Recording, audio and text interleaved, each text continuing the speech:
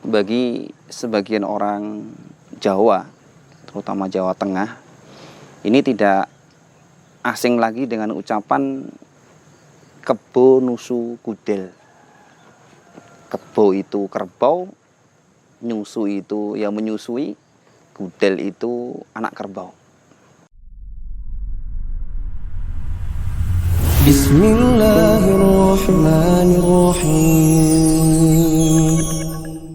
Assalamualaikum warahmatullahi wabarakatuh. Innalhamdalillah nahmaduhu wa nasta'inuhu wa nastaghfiruh wa natubu ilaihi wa na'udzu billahi min syururi anfusina wa min sayyiati a'malina. Man yahdihillahu fala mudhillalah wa may yudlil falan tajida lahu waliyyan mursyida. Kaum muslimin rahimani wa rahimakumullah, bagi sebagian orang Jawa, terutama Jawa Tengah, ini tidak asing lagi dengan ucapan kebo nusu kudel. Kebo itu kerbau, nyusu itu yang menyusui, kudel itu anak kerbau. Maksudnya apa? Maksudnya orang yang lebih tua, orang yang lebih besar nyusu kepada orang yang muda. Lah, bagaimana kalau ini diterapkan dalam Islam? Karena sebagian masyarakat kita, terutama orang Jawa itu merasa malu, merasa pekewuh, merasa tidak mau kalau dia harus belajar kepada orang yang lebih muda. Sehingga mereka meremehkan orang yang lebih muda, meremehkan anaknya. Lalu bagaimana dalam Islam? Allah mengatakan fas'alu ahla dzikri in kuntum la ta'lamun. Bertanyalah kepada orang yang ahli kalau kalian tidak mengetahui.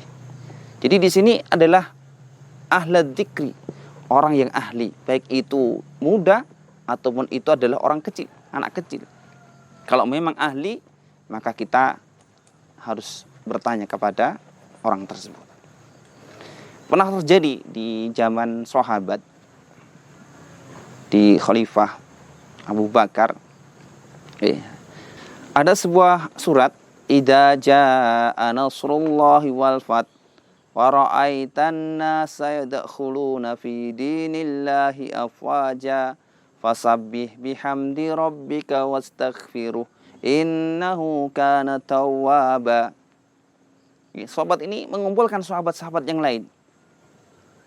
Sahabat apa yang dikumpulkan termasuk Abu Bakar ini membawa anak kecil yang namanya Ibnu Abbas. Padahal dia baru beberapa tahun. Ya, para sahabat bertanya, kenapa anak kecil ini dibawa ke sini? Dibawa kepada majelis orang-orang dewasa. Sedangkan kami juga punya anak-anak seumuran anak ini. Maka sebelum disampaikan, akhirnya para sahabat-sahabat ini dimintai dimintai pendapat tentang surat ini. Bagaimana ya fulan tentang surat ini? Ada yang mengatakan kita harus bersyukur kepada Allah SWT dengan kemenangan-kemenangan. Kemudian yang kedua ada mengatakan kita harus banyak beristighfar kepada Allah SWT. Baru kemudian ditawarkan kepada Ibnu Abbas yang baru anak-anak. Beliau mengatakan sesuatu yang tidak pernah difikirkan oleh sahabat-sahabat tadi.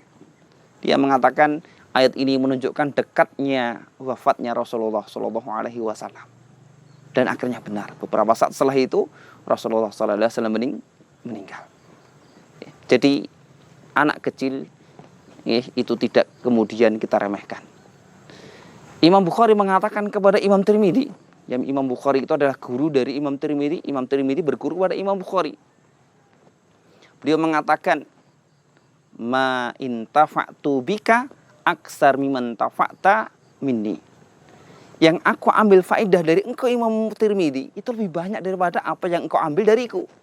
Padahal beliau itu adalah muridnya. Imam Tirmidzi murid Imam Bukhari. Ya. Tentunya harusnya guru lebih pintar, merasa pintar dengan anaknya, tetapi tidak. Karena ini adalah permasalahannya adalah permasalahan ilmu, bukan masalah mana yang muda, mana yang tua. Imam Malik pernah ditanya, ya Imam, siapa yang paling tahu tentang ilmu hadis? Beliau menjawab adalah Imam Ahmad. Padahal Imam Ahmad adalah murid dari Imam Malik. Kemudian Imam Ahmad ditanya, ya Imam Ahmad, siapa yang paling tahu tentang ilmu hadis? Dia menjawab adalah Imam Malik. Adalah murid dan guru. Jadi ini adalah nasihat bagi kita semuanya. Kita yang merasa tua, orang tua tidak perlu malu untuk berguru sama anaknya. Orang yang tua tidak perlu malu berguru sama orang-orang yang muda. Yang penting mereka punya kapasitas, punya kemampuan. Kita harus belajar, kita harus menuju kepada satu hal yang baik, yaitu adalah ilmu. Demikian, Assalamualaikum warahmatullahi wabarakatuh.